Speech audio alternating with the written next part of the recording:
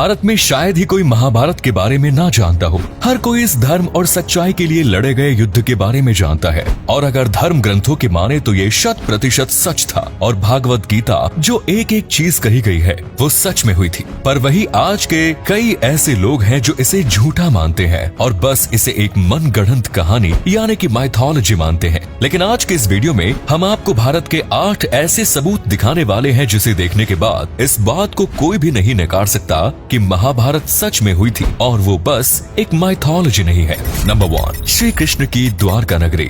भगवान श्री कृष्ण को द्वारका का राजा कहा जाता है और महाभारत में इस बात की जानकारी मिलती है ये नगरी जल में डूब गई थी, यानी कि पूरा नगर ही पानी में समा गया था। और अगर महाभारत माइथोलॉजी होती तो फिर उसका मतलब है कि द्वारका नगरी भी नहीं होनी चाहिए। पर आपको जानकर यकीन नहीं होगा कि पुरातत्व विभाग को गुजरात के पास समुद्र के नीचे एक पुराना शहर मिला है और इसके सबूतों से ये पता चलता है कि यही द्वारका नगरी है जिसका वर्णन महाभारत में किया गया है, क्योंकि इसे जितना पुराना बताया जा रहा है उसी वक्त के आसपास महाभारत हुई थी। नंबर 2, केदारनाथ का पशुपतिनाथ मंदिर। पौराणिक कथा के हिसाब से जब महाभारत के युद्ध में पांडवों द्वारा अपने रिश्तेदारों का खून बहाया गया तो भगवान शिव उनसे अत्यंत क्रोधित हो गए। फिर श्री कृष्ण के कहने पर सभी पांडव भगवान शिव से माफी मांगने के लिए निकल पड़े। तभी भगवान शिव गुप्त काशी में थे, लेकिन वो पांडवों से नाराज थे और उन्हें दर्शन नहीं देना चाहते थे।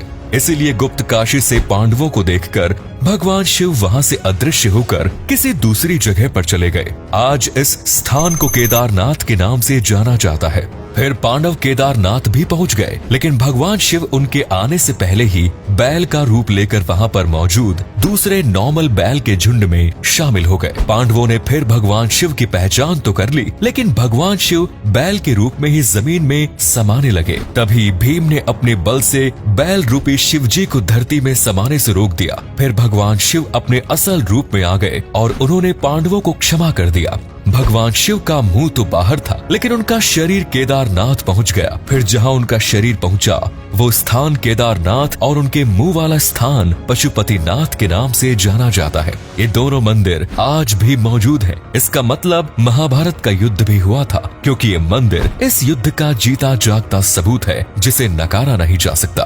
नंबर 3, कुरुक्षेत्र की लाल मिट्टी। हम तो ये सभी जानते हैं कि महाभारत का युद्ध कुरुक्षेत्र में हुआ था, जो कि हरियाणा राज्य में स्थित है। कहते हैं उस समय भयंकर युद्ध में बहे खून की वजह से वहाँ की जमीन लाल हो गई थी और आज भी वहाँ के कई स्थानों की मिट्टी लाल कलर की है और आज भी इसे साफ साफ देखा जा सकता है। इसी के साथ पुरातात्विक विशेषज्ञों ने भी माना है कि महाभारत की घटना सच थी। उस जगह पर तीरों और भालों को जमीन में गाड़ा गया, जिनकी जांच में ये पता चला कि ये 2800 ईसा पूर्व के हैं, जो कि लगभग महाभारत काल के समय के बने हुए हैं। यहाँ पर कई तलवार से लेकर अलग अलग प्रकार के हथियार भी मिले हैं और एक ही जगह पर इतनी तादाद में हथियार होने का सीधा इशारा किसी बड़े युद्ध की तरफ से होता है। नंबर 4, अर्जुन का चक्रव्यूह।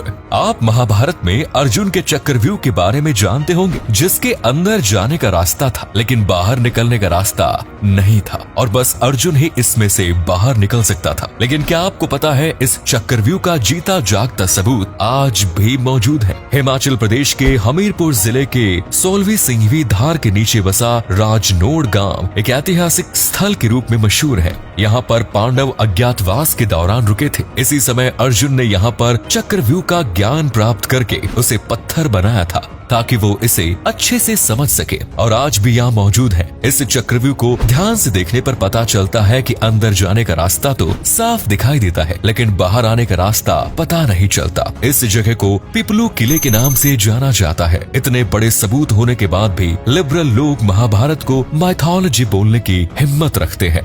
नंबर 5, ब्रह्मास्त्र और न्यूक्लियर हथियार। महाभारत में आपने ब्रह्मास्त्र नाम के भयंकर अस्त्र के बारे में सुना होगा।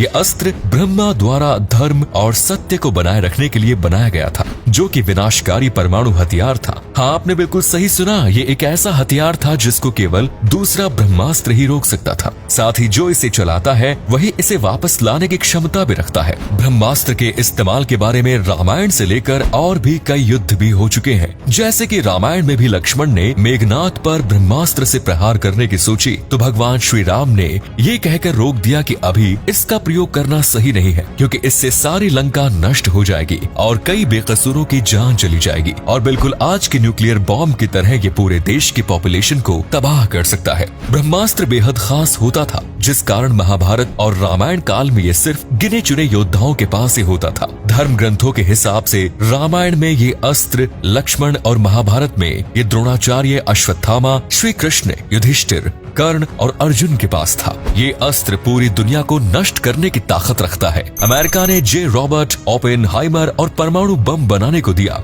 फिर इसका परीक्षण किया गया। धमाके का परिणाम बिल्कुल ब्रह्मास्त्र की तरह था। इसके बाद वैज्ञानिकों ने भी माना इस तरह का शस्त्र महाभारत में इस्तेमाल किया गया था। यहाँ तक कि जे रॉबर्ट ओपेनहाइमर ने न्यूक्लियर बॉम्ब जो हिरोशिमा नागासाकी पर गिरा, उसे बनाने के लिए महाभारत के ब्रह्मास्त्र से ही प्रेरणा ली थी। और फिर एक इंटरव्यू में रोते हुए उन्होंने महाभारत का श्लोक भी बोला, क्योंकि उनके हिसाब से न्यूक्लियर बॉम्ब उनकी सबसे बड़ी खोज नहीं है, बल्कि सबसे बेकार खोज थी और उसे इस बात का रिग्रेट है कि उन्होंने इसे क्यों बनाया। नंबर 6, घटोत्कच का कंकाल। कुरुक्षेत्र के पास ही भारतीय पुरातत्व विभाग को खुदाई के समय बेहद ही विशाल आदमी का कंकाल मिला, जिसको देखकर ये पता लगाया गया कि ये कंकाल किसी साधारण मनुष्य का नहीं हो सकता। तभी ये बात उठने लगी कि ये कंकाल घटोत्कच का है। महाभारत काल के घटोत्कच के बारे में तो आप सभी जानते होंगे। जब भीम और हिडिंबा का पुत्र घटोत्कच महाभारत के युद्ध में लड़ाई करने आया, तब कर्ण ने अपनी शक्ति से उसको मार दिया। महाभारत के महाकाव्य में दिया गया घटोत्कच का वर्णन भी इसी कंकाल के समान है।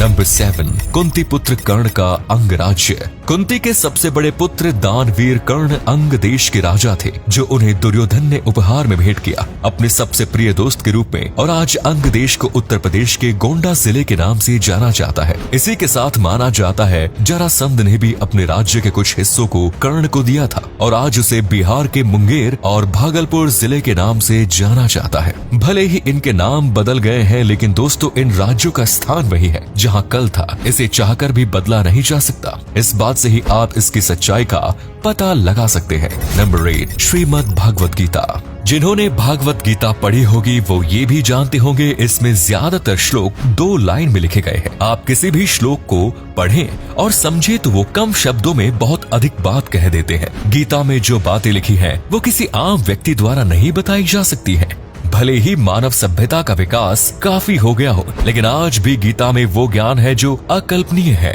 जिसे सामान्य व्यक्ति सोच भी नहीं सकता, जिसे सिर्फ भगवान ही बता सकते हैं। ये सबूत है कि भगवान श्री कृष्ण थे जिन्होंने गीता का ज्ञान अर्जुन को दिया। अगर अर्जुन थे तो पांडव भी थे, इसका मतलब महाभारत भी हुआ। आज ज्यादातर हिंदू परिवार के घर पर श्रीमद् भागवत गीता मौजूद है, यानी कि हम सब के घर पर एक जीता जागता सबूत है महाभारत के होने का। तो कभी मत सोचना कि महाभारत बस एक माइथोलॉजी है, यानी एक दंत कथा थी। तो दोस्तों ये है 8 सबूत जो बताते हैं कि महाभारत सच में हुई। वीडियो अच्छा लगा तो लाइक कीजिए, पेज को फॉलो कीजिए। धन्यवाद।